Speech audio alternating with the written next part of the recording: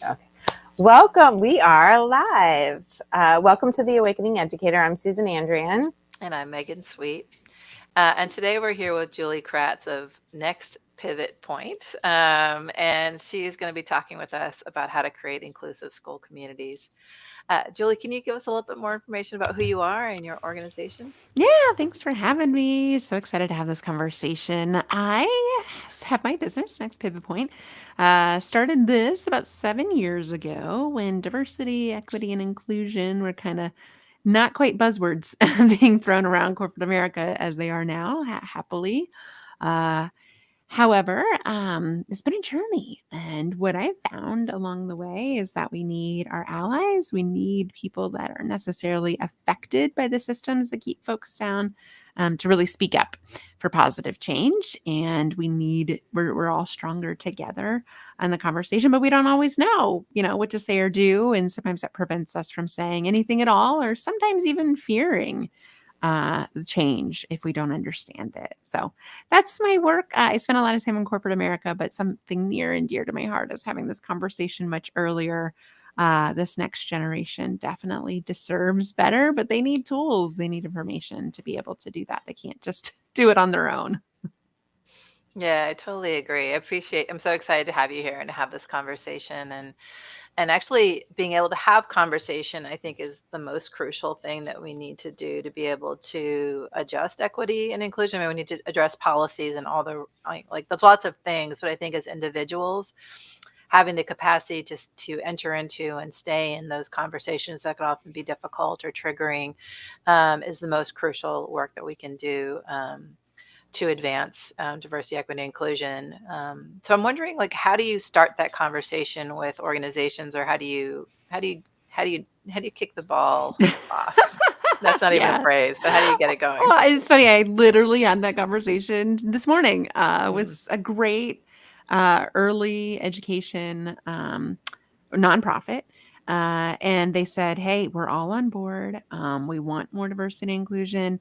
We actually have a lot of our educators are of diverse backgrounds, yet, our board and perhaps our managers, not so much. But they want to be helpful. And we made it clear that this is important and we don't know what the first step is. And so therefore we're kind of sitting still waiting for someone to tell us what to do.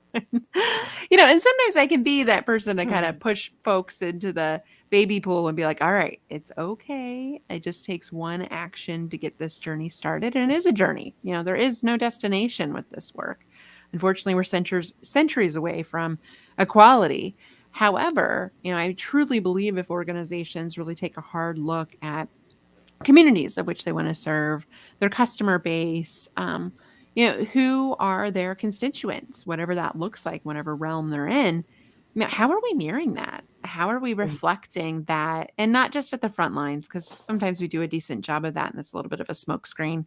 It's as we go up, right? Those mhm, middle mhm, management positions as the organization gets bigger, in the education space, the principals, the school superintendents, the school boards, you mhm. know, how are we reflecting the communities and the diversity of which we want? And honestly, and sadly, it's just not as diverse as it could be as we go up. So the first step really is saying this is important and educating folks. 80% of the journey is education and awareness. And so, Mhm.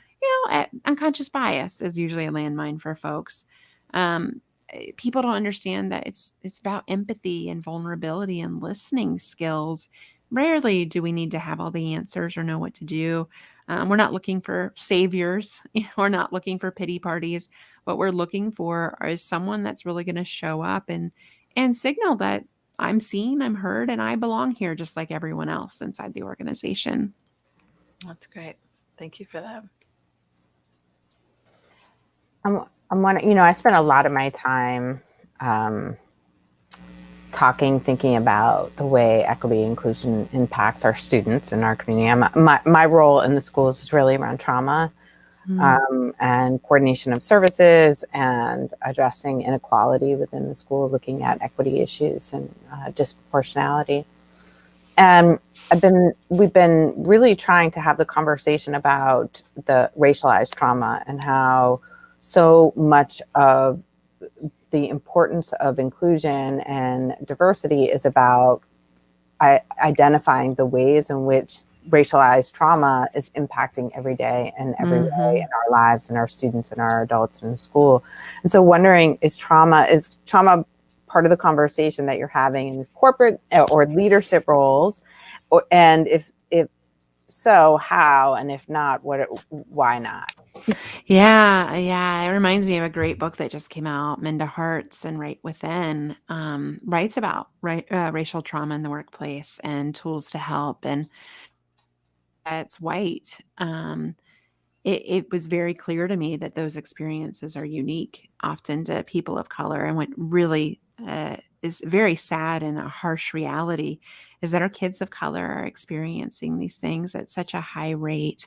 And so looking at trauma, um, and understanding, and I think if you identify more in the majority group, whether that means that you're, white or straight or cisgender or a male in a lot of cases, or have all your full abilities, whatever the dimension of diversity is. But the more that you're centered, that your narrative is centered, or that you're the protagonist in films and in our media, the more that you're kind of normalized as the hero.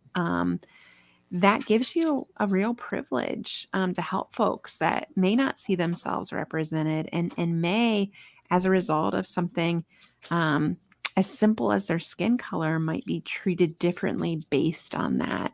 And I think the biggest thing I can offer is for folks that haven't experienced trauma, empathizing with those that have, and believing people.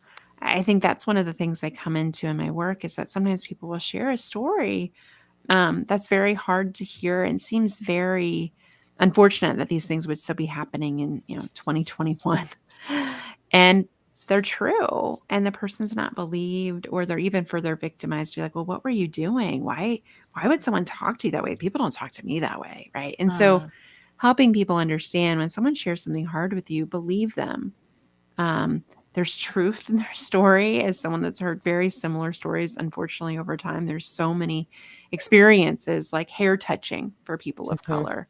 That's just not something that happens to me, right? I mean, the first time someone said, I was like, are you serious? Right? Because it hadn't happened to me. That wasn't my lived experience. And now that I've heard, unfortunately, that story hundreds of times, it's obviously true, and Mhm. it's very unfortunate. And as an ally, how can I better understand that experience, so that if I'm in a situation where I might be a bystander, or someone might have experienced something like that, how could I be a helpful, soft place for them to land? Right? How could I be the person that says, hey, not okay, right? Not being a bystander, but being an upstander too. And I think those are the tools that people really need to understand that other folks are experiencing those trauma. It's real, it's hard. And how can we be that safe place for someone to come to? Yeah, I appreciate you naming that. Like, I think a big part of the work is learning to listen. For some reason, as you're talking, I keep running through my mind a survey that Google did of their own staff a few years back. And what they were doing was, and it led them to do another set of work. So I'm thinking about a big corporation, and you work with corporations. So this is where my mind is going. So Google analyzed the effectiveness of their teams and what made the most effective managers and most effective teams. And what they found was the folks that were the most emotionally intelligent and self-aware made the best managers. And the teams where there was this opportunity for people to talk and be heard and be valued and be trusted in that way and believed, as you're naming, were the most effective teams, essentially creating psychological safety Yep. for their team members. Um, and what they found is actually they're not creating a lot of psychological safety for women or people of color within that organization, and so they started to do something about it. So they have their own kind of branch of work specifically around diversity, equity, and inclusion. um, but what comes up for me, and it kind of connects back with what you named in the beginning, is so these realities are happening in virtually every workplace around the country, right? Yeah. The gift in this moment is that there's more awareness, and I think there's more openness by a lot of our leaders to be willing to listen. But as you're naming, there's often this gap. So perhaps at the lower levels of an organizational leadership structure, or if we're thinking about an education, teachers and instructional assistants maybe have a more diversity. The higher you get up, the whiter it tends to be, and the more Yep. male it tends to be. Yep. Mm-hmm. So speaking to someone with the ultimate amount of privilege, white men, as somebody who's maybe not in that role or in that space and not feeling safe, I guess I wonder how you bridge that gap. So you're naming like stuff happens, but then we have this leadership gap and we need people that are allies. So how do you start to how do you bridge that gap of like, or how do you introduce the concept, or are there ways for folks to Yeah. start to raise awareness in a way that can also feel safe, so they're not putting themselves out there in Yeah. a way that would feel vulnerable? Well, I think first of all, it's not a zero-sum game. And so often we look at things like a finite game, my pie slice versus your pie slice, my leadership role versus your leadership role. There's only so many seats at the table. If somehow we're focusing on diversity, then a woman's just going to get that position because she's a woman, or a person of color is just getting that job because they're a person of color. And that's not helpful. That narrative is super unhelpful, and unfortunately has been the narrative in a lot of corporate spaces for a long time. So we really need to shift that to a both and conversation of, yes, we're focused on diversity. And the more that we focus on workplace inclusion, just like you mentioned with that Google study, the better it is for everyone. So it's not my pie slice versus your pie slice. It's not white male versus white female or person of color. It's, hey, the pie just gets bigger and we all have more to share. There's more seats at the table. And study after study has shown innovation rates, decision-making rates, profitability, revenues. I could, cite a million Harvard Business Review articles about it. The problem, though, is that business case has actually been around for a really long time. So those Google studies, those anecdotal studies have emerged time and time again. Yet our representation in most spaces, virtually every industry, even nonprofits, led by white males. Why? Right. Why is it not changing? Why are we stagnant on diversity representation when we have a clear business case? Well, I think it's because I suspect, my guess is that we're not articulating the human case enough, that there's a wrapper of both, that yes, it's good for business and it's good for humanity. And I care about you as a human being. And I want to make sure that this is a place where you feel psychologically safe to do your best work. And that's something I think in my work with little allies, really wanting to have this conversation earlier in life.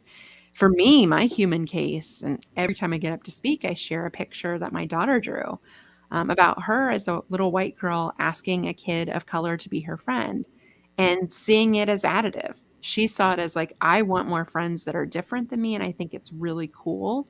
And, my friends are all white. I want more kids that aren't. And, it was just that moment of awakening of, we've got to have, she has to live in a world where this conversation is better. And we have to be a part of that change. And so I think for organizations, if they can really get deep on their purpose and really connect it to their mission, I think we'd advance things more quickly. There are so many points of what you were talking about, but I think about the why things haven't changed and the business case doesn't work, and even knowing the history doesn't really work. And I think it's partly because one of the things you said around, well, no, that didn't happen.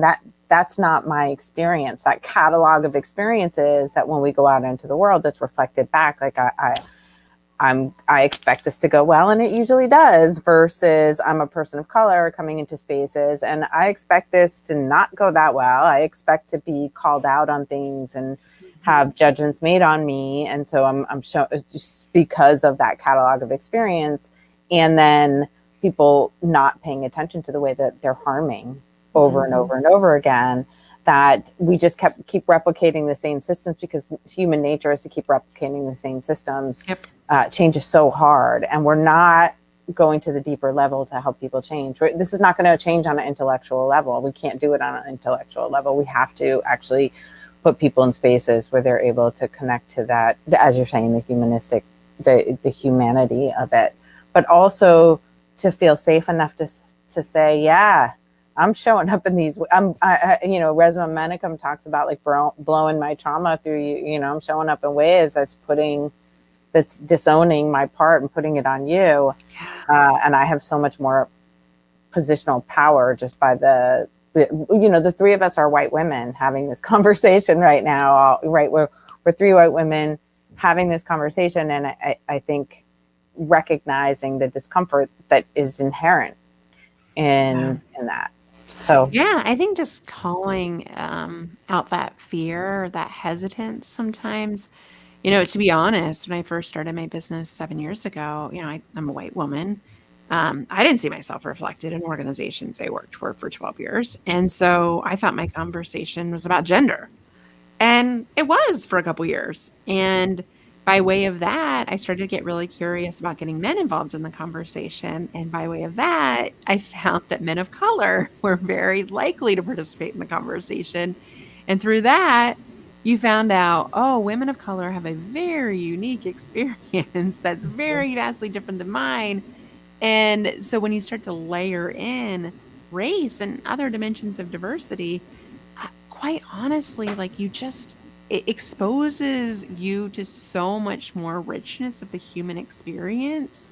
And what I felt like as a white woman stepping into these spaces that never feel fully comfortable, I always feel very vulnerable or, what am I doing here? Why should I speak up about this? Like, I should just get out of the way.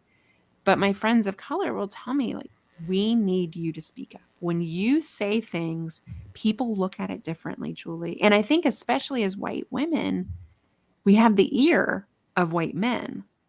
A lot of us have white men in our networks. They listen to us differently. My friends of color will say they listen to you differently than they do to me. And that's a privilege, right? I don't think that's fair at all. But similarity bias is a very real human thing that we all have, and we tend to gravitate and listen to people that resemble us. So if by way of that, I can leverage my privilege for good, then I'm going to take my chances and have that conversation because while white women are a huge pinnacle as kind of number two in the hierarchy of all of our systems, we're very we have the privy of that number one position. And those are the folks that we really need involved in the conversation because we're never going to change any of the systems without the support of the people that are in control of the systems. I was going to ask a question, and of course, my dogs want to jump in. But I think so much of what you're saying makes sense. And I guess where I'm stuck right now, and it's where I'm stuck as a human, so I'm not stuck with what you said. But I think so much of the challenge of changing the structures and access to opportunity requires that the people who are at the top, at the pinnacle, make a choice to be different. Yep. And make a choice to trust, as you've said, that actually the more distributed the opportunities, the greater everyone, like we all advance when that's true. None of us are free until all of us are free. Like, so we can understand that when it comes to like actually interrogating ourselves or making a choice to step down, step away, step to the side to make space for others, I think that's the sticking point that often we don't get past. Because people see it as having to work against their own self-interest. Well, that's not true. I think that's the experience. And so I'm wondering how you speak to that. Yeah, that's a really good point. And I do have, when I'm having a very vulnerable conversation with my clients, they will say things like that. Like, I feel like I'm like rooting against myself, or I feel like I am supporting things that actually might hurt people like me. And I think that fear, getting that out on the table and just labeling it takes so much power away from it. And I always say, thanks for sharing that, because if I shamed that person or went right into defensive mode, that's just going to cause them to retreat anymore. Shame is not a vehicle for social justice. And unfortunately, we've used it that way. It's not likely to create behavior change. So unfortunately, the majority group still has the decision to make, right, about whether to support this or not. Now, I would argue that runway is limited. Well, I mean, we have changing demographics here in the United States, and they are what they are. Like, it is not going to vastly go the other direction anytime soon. So the fact that Gen Z is the first generation majority non-white, just by a sliver, but still, That's Well, there's a really lot of question interesting. about whether or not they're the first generation that's not How white. you define whiteness, Right. right? There actually, if we look at the way the census data played out in terms of multiracial that wasn't available to folks before, there's actually more people that are choosing white and something else than ever before. So the question is, are we? I mean, we are becoming more diverse. I think that's really clear. For sure. But are we becoming more diverse in the record way that maybe not? We don't know, because it wasn't even an option. This whole idea of multiracial, right, and even biracial. I mean, we like to put things black and white, and gender was very much classified the same way until recently. So things are shifting, and all that to say, I think for organizations that realize the demographics, whatever they are shifting, and you're going to feel it if you're not feeling it already.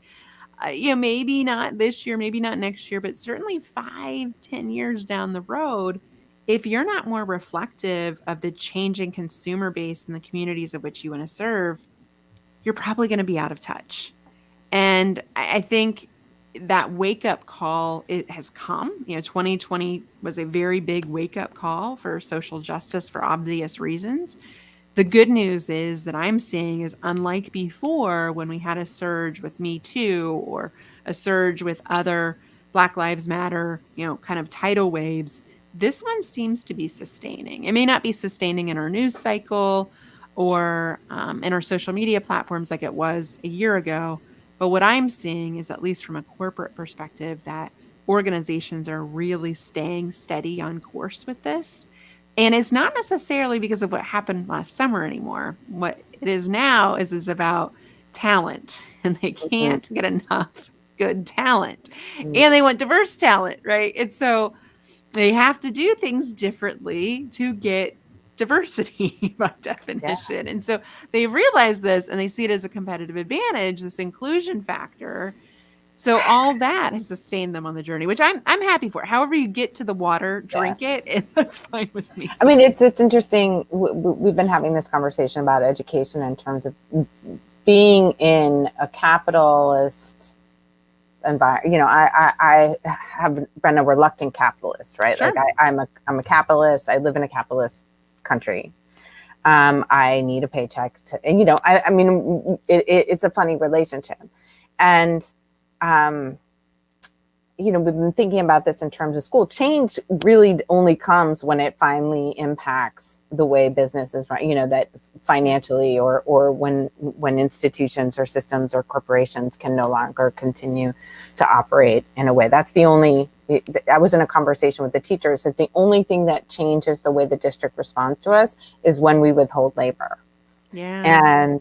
And we're losing teachers at that rate. So I think that there's a connection around, there is this huge transformation. And I also wonder, you started the conversation by saying that you were doing this work before it became a buzzword, before it was what it is right now, and what it has like to be in the field as a white woman, as the field has really shifted around you. Yeah. And then the second question is, I'm really thinking about the importance of the three of us as white women. There needs to start to have these conversations in spaces that are all white, in addition to diverse spaces, that this isn't the responsibility solely of people of color. This is our responsibility as much as it is anybody else's, if not more. And so how do we make sure that we're elevating those conversations that are white folks sitting around talking to each other about it? Yeah. And hopefully it's not just a book club. Right. Yeah. White people do like to do, as a white person, we like to do things that are not always the most active forms of allyship, but people would call performative allyship. So it requires you to actually take action and not just talk about it. But I mean, I think one of the most powerful quotes I heard over the last year and a half doing this work and being on other podcasts is a gentleman, Zach Nunn. He has the Living Corporate podcast, which is a great space where he amplifies experiences of Black and brown folks in the workplace. But he said, he's like, white people, you all need to put out the fire you started. I thought, yep. And actually, while DEI work is, I would say, roughly 70-80% women of color that are leading it, they will tell you most of them have that growth mindset. There's plenty of work for all of us, right? We're not in a competition. I'm not taking a paycheck from somebody else doing this work. I'm not trying to profit off the pain of others. Absolutely, quite the contrary. Is how can I use my voice to amplify the voices of others' lived experiences? How can I be helpful to somebody that doesn't have the same privileges that I've been afforded? And I think that word in general gets people all sorts of triggered. The P word, privilege. It just means, I think the best definition I've heard of white privilege is just, hey, I had a hard life. We're human beings. Of course, you're going to have setbacks, right? You're going to work hard to get the things that you feel that you've earned. However, those setbacks, those challenges you had nothing to do with your skin color. And I think when you just isolate that and like, oh yeah, those setbacks, that's something totally different. And I think that just speaks to the role of white people. If you had the privilege of seeing yourself reflected in the world, if you didn't have to worry about not being called back because of your race or being pulled over because of your race, there's just everyday things. If I didn't have those things happen, then maybe, just maybe, that's afforded me some privilege that I can share with somebody else. And if we just, again, didn't look at this as a zero-sum game, it's sharing, it's power with, power together. If those in power looked at things that way, that my duty is to share that power. And actually, one of the most powerful forms of power is using it for good for other people beyond yourself. But unfortunately, we do have folks that like to wield it and hoard it. And you talked about capitalism. Unfortunately, we're seeing that widening divide happen right now. And it makes me so sad to see the more my business grows, the more I think about how to give back. And honestly, that's probably the thing that keeps me up at night the most is what can I do to really create lasting change? Because this isn't going to be solved in my lifetime. It's not going to be solved in my kids' lifetime. How can I be a part of meaningful change and leave a legacy behind when I'm not here anymore? And, all of this is like heavy stuff, I think, for white people to process. So you don't have to, go in the deep end like I'm aspiring to. But I think about one thing you could do, just one thing you could do. One of the most tangible things as an ally is just diversifying who you spend time with. If you're like me, 7 years ago, white women network almost exclusively, right? And I just wasn't learning as much as I possibly could by surrounding myself with people just like me. Think about your friends of color or people in your organization that are different than you. How could you reach out? And you're not making it about that, but you diversify and spend time with people that are different. You will learn so much. And by the way, you will benefit more from that interaction likely than they will. You're going to get your perspective broadened. And I think this work has truly helped me be just a better human overall. Still on the journey. I'm not perfect by any means. I'm still learning every day. But I do feel a significant shift inside myself by leaning into this conversation and having it regularly. I appreciate what you named, and we're almost at time. And I want to ask one last question before we get to that point, because I think what you're naming are some ways that we can actually show up and be different. And actually, linking back something you said at the very beginning, this example of actually believing people when they're naming the challenges that they're experiencing, I think is one way to be an ally. Another one is to do our own homework. Yes. So as much as it's important for us to broaden our network and everything else, I'm always I always get a little itchy when it's like, well, I don't want to just make a friend that's different from me so that now I can check the box. Check the box and then probe them for all the information I can possibly get so that now I can learn, which I know that's not what you're saying, but so I think, right, broaden our perspective, I think is really important. Doing our own homework is really important. And I'm wondering, because I think a lot about actually those women of color who are now in this position of needing to lead diversity changes, in organizations, because I agree those are the same demographic I'm seeing in school settings. Exactly. I'm super nervous about that, not because I don't think they're fully capable, but again, I don't think the system is ready to support them to be successful. They're on an island all by themselves without support. And they have angry parents coming after them. Right. So how do we do that? So what can we? How can we support? how can we support these initiatives, or even like hiring people of color, which happens, it's always the attempt like, okay, we're going to bring in a bunch of people of color and that's going to solve our diversity issue.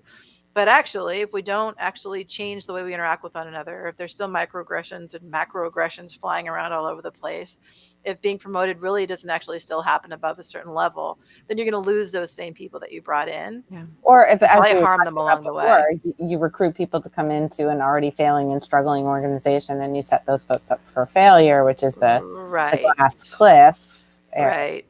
that Yep. happens. So you're desperate. Let's get a Black woman leader to come into this failing organization that's desperate. Yeah. Right. And that And happens a then we'll lot blame. with women. It got screwed up, so women come in to clean it up. And that's Right. not fair. That's not putting someone No. in a position of success. And I think what you're highlighting, Megan, is there's a reason there's a D and an E and an I in the acronym. Most organizations use DEI. Some just still use D and I. But what you're highlighting is D is diversity. It's representation, right? That's folks and the demographics. But the I is there intentionally because diversity does not work without inclusion. So you have to work on the I. I would argue the I first in the equitable systems in order to get the D, because I agree. diverse talent's never been as sought after as it is now. I mean, talent in general, right? I don't have any clients right now that are fully staffed. But if you want diverse talent, like there are choices out there and they know what to look for. If they look at your company website or your organization's website and see stock photos and see blanket statements and check the boxy looking and feeling things, and they don't see themselves reflected in the organization when they interview, then they probably aren't going to accept the job. And if they do come, chief diversity officers, and you mentioned schools, that the average tenure for chief diversity folks is like 1.5 years. Wow. And the reason is the emotional labor that one has to absorb, the fact that they're not actually empowered to make real decisions. So you're constantly having to tiptoe. I had a client recently share with me, like, well, our C-suite has to review everything. And then like the diversity person's trying to create stuff and then anticipate things. It's almost like a top-down, bottom-up clash. And that's not going to work. You have to empower that person. This is your job to do DEI work. We expect you to run this like it's your part of the business. And that person needs a spot at the leadership team. I'm sick of having the conversation about they report in through HR or the HR person does DEI work. I mean, that doesn't even make sense. No. It's a highly specialized thing. I've been at this 7 years and I have so much more to learn. Not that it takes that long to learn. But the last thing I'd say, just to reinforce, do your own homework. Yes, it's perfectly fine if you have a very trusted relationship with someone in the LGBTQ plus community or someone of color or someone with a disability.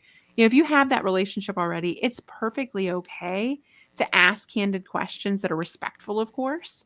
But if you don't put that burden on people that are marginalized already and dealing with trauma to now have to educate you. Google search, and we have a full resources list we're happy to share with listeners of vetted resources we've found. There are tons of things available online that are free, that are digestible. We call them kind of like DEI snackables. Just take a couple minutes every day or once a week to just absorb content like this. If you're curious and want to get better, it's just like anything else. It's a muscle you have to work out. And all of these skills, the good news is, are absolutely not innate.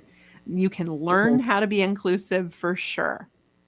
I so appreciate everything you said, and I want to underscore, because it's an experience I had actually transforming an organization that we wanted to have more diversity and we wanted to be more equity based. And I refused to do the hiring first, which gave me a lot of heat from especially from people of color, because they felt like I wasn't respecting them. And I'm like, well, I just don't want to put people in a bad situation. And so crucial for us to do the equity and inclusion work first and actually really transform who we were as an organization, so that when people of color were hired, it was actually a safe and nurturing space for them to be, rather than a space that was harmful. So I just want to underscore that, because I think it's so important. It's so tempting though to put that Band-Aid on, right? right? Oh, sure. And then it becomes like, right, where we can check the box off, we can show, and then we're going to, be able to say that we're being diverse, but it's actually, anyway, that's the easy part, is hiring. how can people learn more about you? You mentioned that you have DEI snackables, which I instantly was like, oh, cool, because I have a group I need to give some snackables to. So I'm going to go check it out myself. But how can people get in touch with you, Julie? Yeah. We have a great resource list we're happy to share. And nextpivotpoint.com is our website URL. We have like a diversity dictionary you can download there. We have an inclusion assessment you can take for your organization to give you some really tangible ideas. Those are all free. And the last thing I'd say, What's the website again? What's the website again? nextpivotpoint.com. So again, diversity dictionary, inclusion assessment, all free. And then and the resources. And then the last thing I'd say is we're super passionate about having this conversation earlier with kids, and love being on this podcast with educators. If you're struggling with age appropriate conversations, there are a wealth of tools out there. I host a podcast with my friend Simone, who's a woman of color, and we talk candidly about issues with our children and with other authors, called Inclusion School. So you can go to inclusionschool.com, and you can check out that podcast. And we also have a children's book, The Little Allies, and it's with a discussion guide and an ally promise. So there's some tangible things that you can do with kids while reading the book. And it covers all the aspects of diversity through some little vignette stories. And we find, at least my daughter's like, Mom, this book is like about life. I'm just used to reading books that are silly. Like, it does open up a very interesting conversation. And the good news is 100% of those online proceeds are going to organizations doing this work, in communities supporting marginalized children. So super excited to be able to give back in that way. And that's thelittleallies.com. Wonderful. Well, thank you so much for joining us today. It was such a wonderful conversation. I'm incredibly grateful that you're doing this work in the world and that you took some time to share it with us here on the podcast. Yeah, thanks Susan, for any having me. last words? Yeah, just noting this is our last episode of season 3. Yeah, your So penultimate interview. so we'll be taking a break Aw. after this, and we're so grateful that you are our guest today. It was a wonderful conversation, and super important. Thank you. I agree. So thankful for the work y'all do, and so fun to wrap up season 3, hopefully on a high note. Absolutely on a high note. Yeah. Thank you so much, Julie, and have a great holiday. Same to y'all. Okay.